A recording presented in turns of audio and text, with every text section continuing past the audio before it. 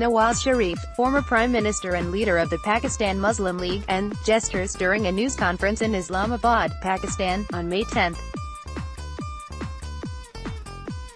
Faisal Mahmood, Reuters, Indians are feeling morally vindicated that a mainstream politician in Pakistan has finally spoken the truth about the Mumbai terror attacks in November 2008. It was nothing short of an act of war. 10 terrorists of the Lashkar-e-Taiba group entered the city via the Gulf of Karachi and launched multiple attacks, killing 166 people including 6 Americans. This week, ousted former Prime Minister of Pakistan Nawaz Sharif acknowledged the perpetrators to be Pakistani and alluded to the deliberate delay in bringing the conspirators to justice. He was hardly sharing classified or even new information. So, why have his comments led to a train wreck? With these words, Sharif has directly taken on Pakistan's all-powerful army and the security satraps who continue to rule the country from the shadows. We in India may applaud the moment, but our sense of vindication is premature. What is being outed is not really the Pakistani deep state's patronage of terrorism and its asymmetric war against India, since everyone knows about that. What is being revealed is the serious friction between a democratically elected civilian politician and the generals who control governments in a country at war with itself.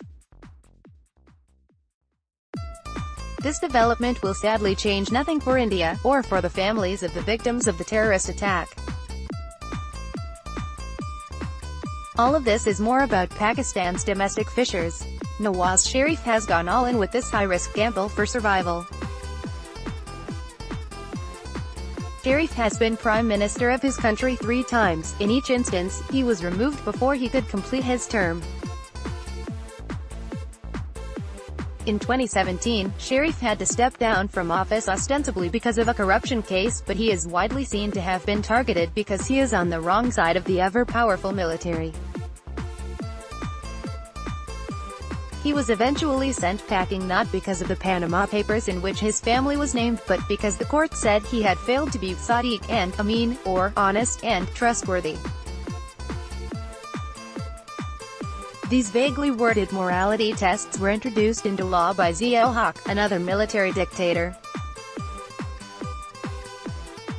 With back to the wall and the decisive phase in the long, excruciating and humiliating process of eliminating him from frontline politics and public office, Nawaz has dramatically escalated a simmering feud with the military and unleashed chaos for his party, says Cyril Almeida, the journalist Sharif gave his interview to. Sharif's choice of reporter made its own big statement. In 2016, Almeida reported on a closed-door meeting in which the Sharif government first confronted the Pakistani military on the dangers of growing international isolation, for its failure to shut down militant groups. At the time, the outcry led to Almeida being put on a watch list. Sharif sacked a key advisor and put the blame on him for the story. Sharif is indeed displaying the bravado of a man who has nothing left to lose. But there might be a plan to the seeming self-implosion. He is clearly sending smoke signals to the international community for intervention and help.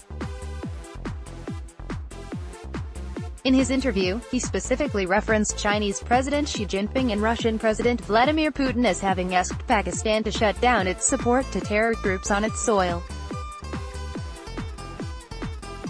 By naming 2 countries that have publicly sided with Islamabad, Pakistan is seen as a virtual vassal of Beijing. Sharif has revealed that China and Russia's support cannot be taken for granted.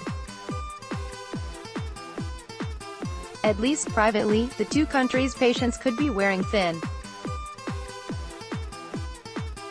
As Pakistan's army pushes Sharif 6 feet under, he is sending a warning that he will be the one to write his own epitaph. He is reminding the military that he could spill secrets that could expose it further on the global stage.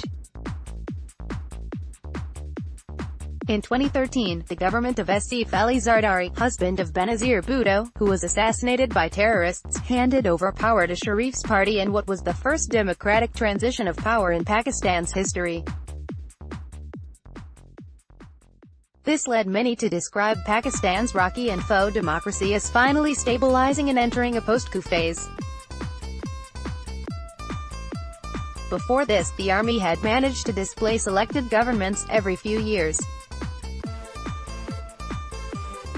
But the way Sharif has been crushed by the behemoth that is the Pakistan army proves that the country's military has mastered the art of the post-coup coup.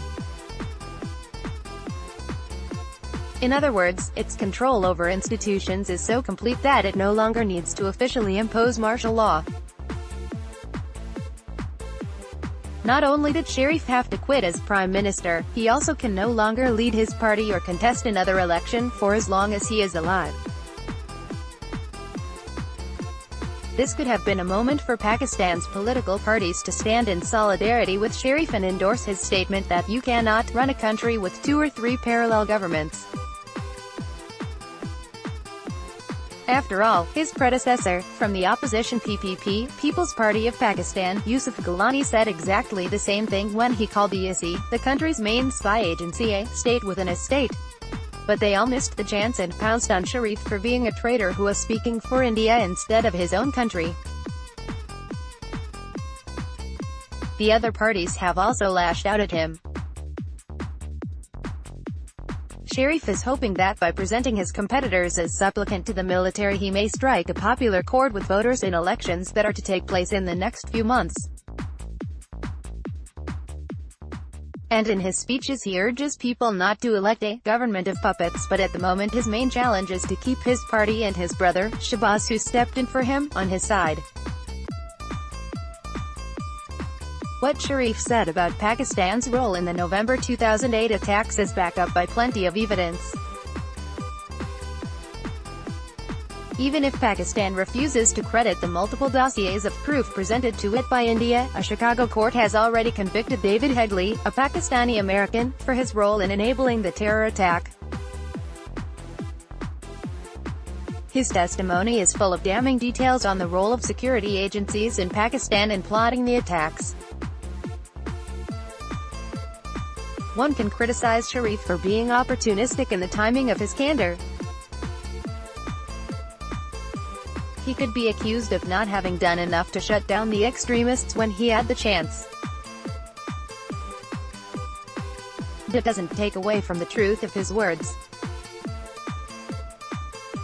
or from Pakistan's more complex and less obvious truth. Instead of growing up, the country's democracy remains stillborn.